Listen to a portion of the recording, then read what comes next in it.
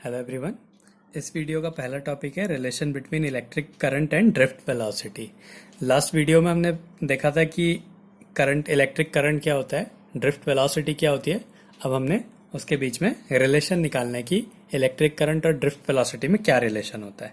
तो इसके लिए माना है कि एक कंडक्टर है, एक वायर है जिसकी लेंथ L है, इसका क्रॉस सेक्शनल एरिया A है, इसका जो एरिया है क्रॉस सेक्शनल A है। माना ये टर्मिनल इसका पॉजिटिव है, ये नेगेटिव है, तो इसमें एक इलेक्ट्रिक फील्ड हो गया।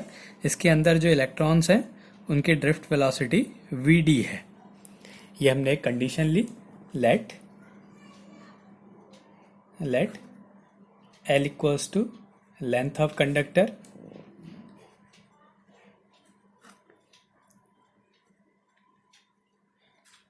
A equals to area of cross section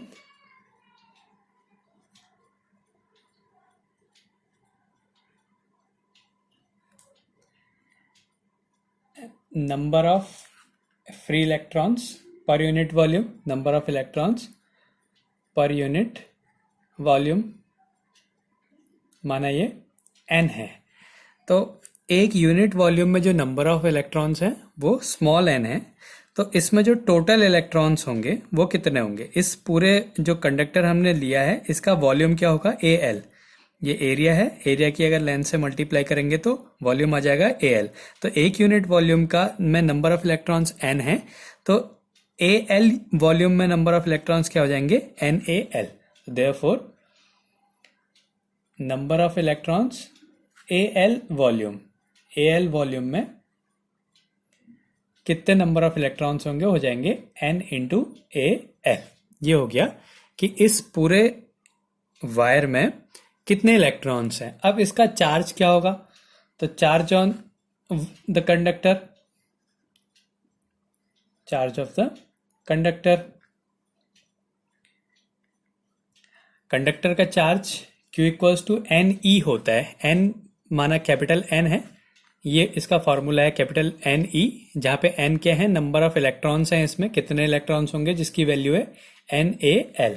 तो जो Q की वैल्यू हो गई वो हो गई NaL इंटू E हो गया। ये हमारा आगे की इस कंडक्टर में कितना चार्ज है।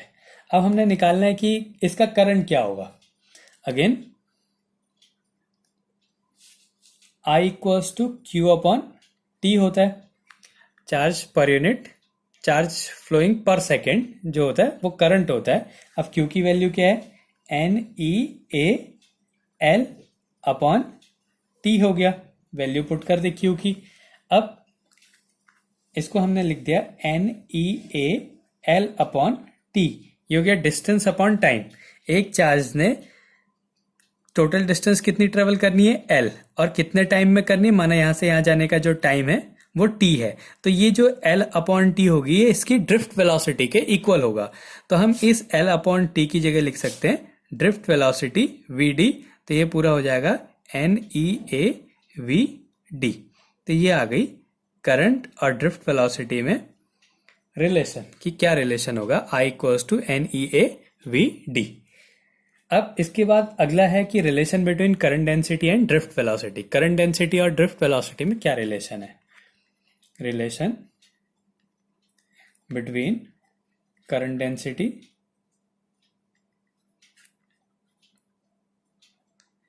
And drift velocity. Current density और ड्रिफ्ट वेलोसिटी में क्या रिलेशन है। हमें पता है I जो करंट डेंसिटी होता है J इक्वल्स टू होता है I अपॉन A। अभी अभी हमने I की वैल्यू निकाली NeAVd अपॉन A हो गया, इससे एक कट गया, तो J की वैल्यू क्या आ गई, NeVd। तो ये रिलेशन हो गया करंट डेंसिटी और ड्रिफ्ट वेलोसिटी में J इक्वल्स टू NeVd। इसके बाद अगला है ओम्स लॉ। ओम्स लॉ क्या होता है, ओम्स लॉ होता है कि अगर किसी कंडक्टर की फिजिकल कंडीशंस चेंज नहीं हो रही हैं तो उसके बीच का जो पोटेंशियल डिफरेंस होता है उस कंडक्टर का, वो उसमें फ्लो होने वाले करंट के डायरेक्टली प्रोपोर्शनल होता है। If all physical conditions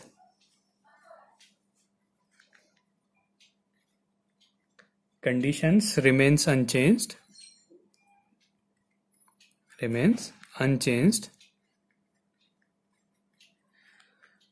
then the potential difference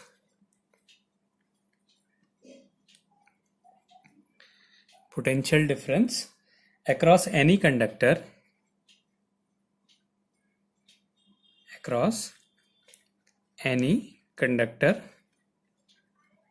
is directly proportional to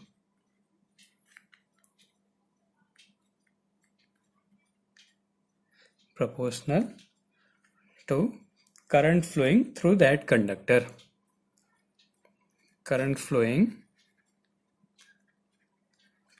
conductor.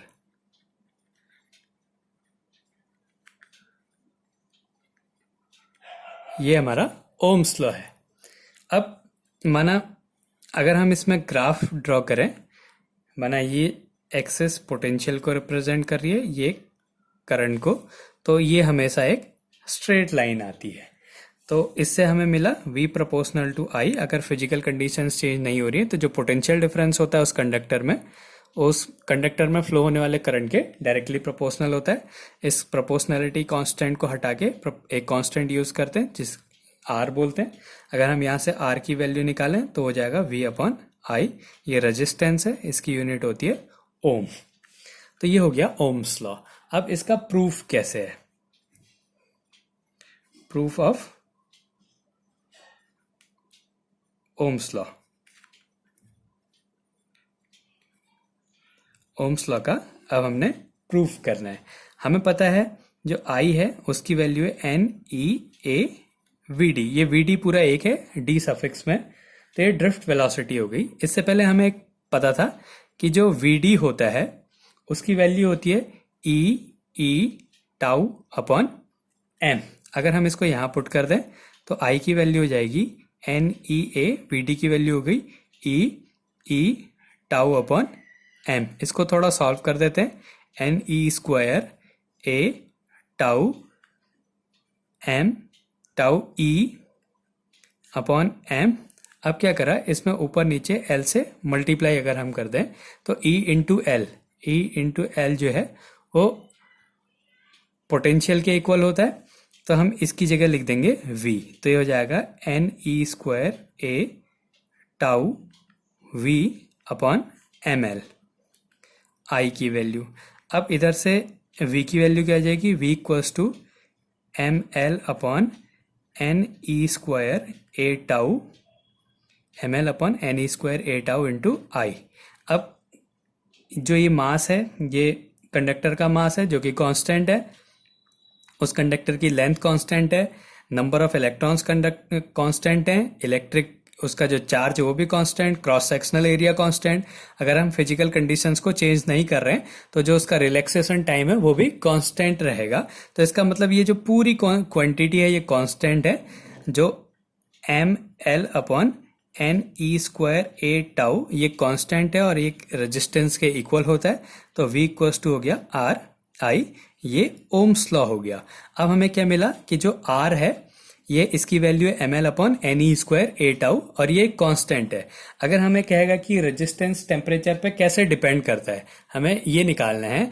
तो हमें पता है कि ये जो टाउ है ये दो टक्करों के बीच में, एक इलेक्ट्रॉन ये है, एक इलेक्ट्रॉन ये है, ये जब आपस में टकराएंगे तो उसके बीच में जो रिलैक्सेशन टाइम है वो टाउ है।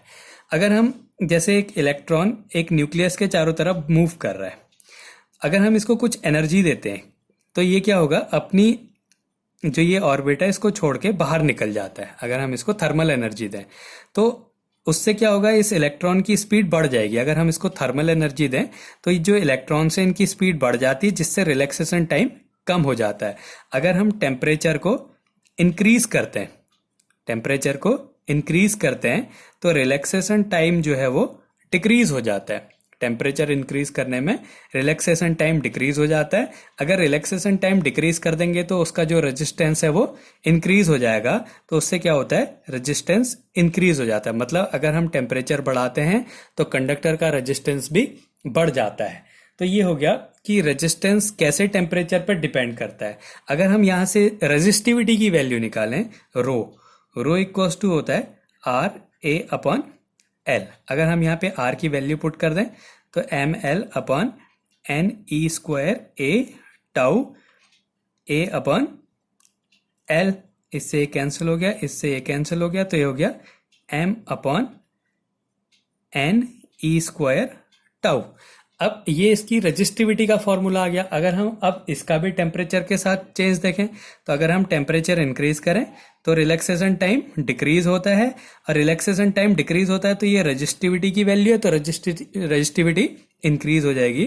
तो क्या होती है, रजिस्टिविटी इंक्रीज हो जाती है। तो किसी कंडक्टर का अगर हम टेम्परेचर इंक्रीज करते हैं तो उसका रेजिस्टेंस और रजिस्टिविटी इंक्रीज हो जाती है।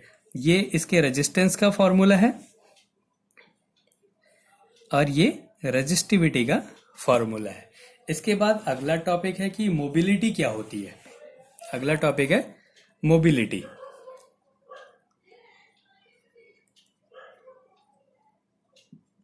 मोबिलिटी क्या होती है?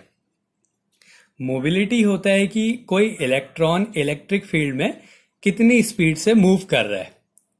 मोबिलिटी ये बताती है कि कोई इलेक्ट्रॉन अगर हम इलेक्ट्रिक फील्ड में रख दें तो वो कितनी स्पीड से मूव करेगा, उसको हम मोबिलिटी कहते हैं। The mobility कैरेक्टराइजेज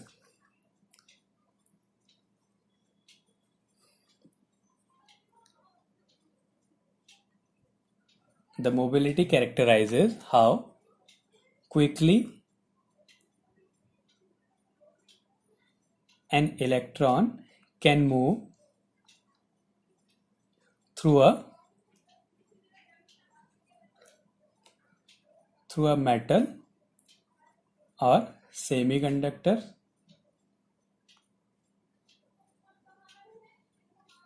when pulled by an electric field. Pulled by an electric field.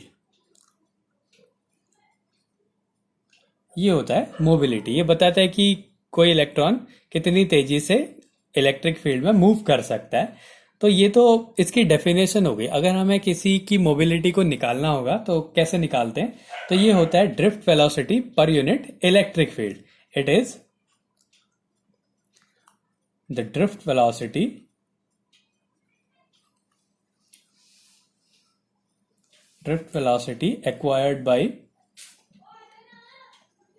acquired by charge carriers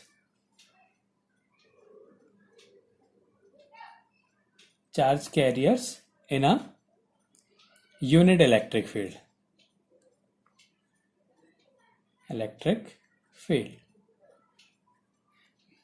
mobility को म्यू से रिप्रेजेंट करता है। Mu equals to V D drift velocity per unit electric field. तो ये इसका formula है। अब अगर हम यहाँ पे वीडी की वैल्यू रख दें ई टाउ अपॉन एम, और एक ही ई है तो इससे कैंसिल हो जाएगा, तो एक म्यू का फॉर्मूला हो जाएगा ई टाउ अपॉन एम।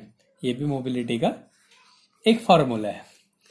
अब इसके बाद अगला टॉपिक है कंडक्टिविटी। कंडक्टिविटी क्या होती है? कंडक्टिविटी रेजिस्टिविटी का रेसिप्रोकल होता है। कंडक्टिविटी ये क्या है? Reciprocal of resistivity.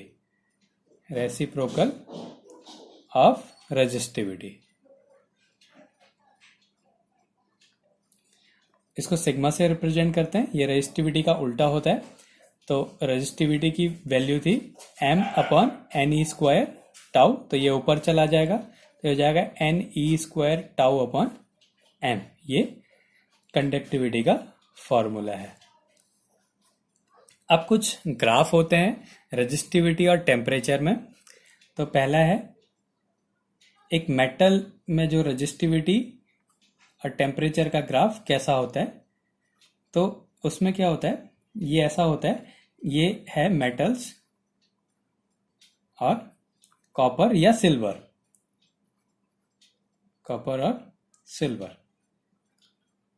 उसमें क्या होता है कि अगर हम टेम्परेचर बढ़ाते हैं तो उसका जो रेजिस्टिविटी है वो इंक्रीज होती जाती है। जैसे हमने पहले देखा था कि टेम्परेचर इंक्रीज करने में जो कंडक्टर्स होते हैं, जो मेटल्स होती हैं, उनकी रेजिस्टिविटी इंक्रीज हो जाती है। ऐसे ही अगर हम एलॉयज लेते हैं तो उसके लिए क्या होता है, अगर हम टेम्परेचर को इंक्रीज करते हैं तो पहले उसकी रेजिस्टिविटी ज़्यादा होती है अलॉयज़ की, फिर टेम्परेचर अगर इंक्रीज करते हैं तो और रेजिस्टिविटी इंक्रीज होते जाती है। तो ये है अलॉयज़ के लिए, जो कि निक्रोम या कॉन्स्टेंटन होता है।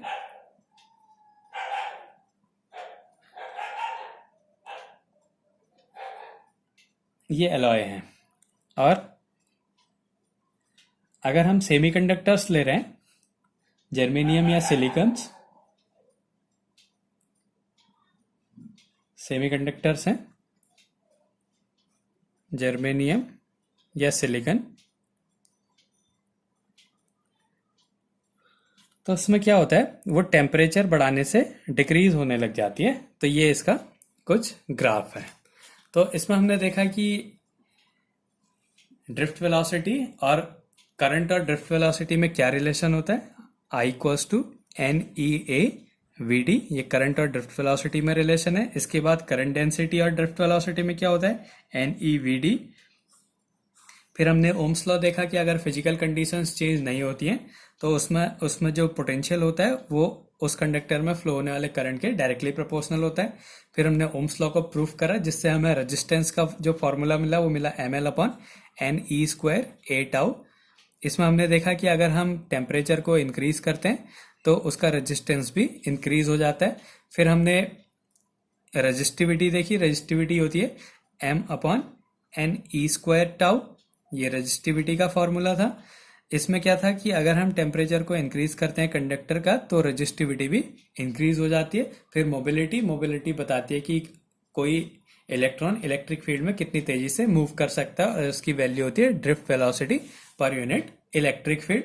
फिर कंडक्टिविटी रेजिस्टिविटी का उल्टा होता है और उसका फॉर्मूला होता है NE² τ/M। फिर ये कुछ ग्राफ्स हैं कि मेटल्स के लिए क्या क्या होता है रेजिस्टिविटी टेम्परेचर ग्राफ, निक्रोम या कॉन्स्टेंटन या एलॉयज के लिए कैसा होता है, और सेमीकंडक्टर्स के लिए कैसा रेजिस्टिविटी और टेम्परेचर ग्राफ होता है।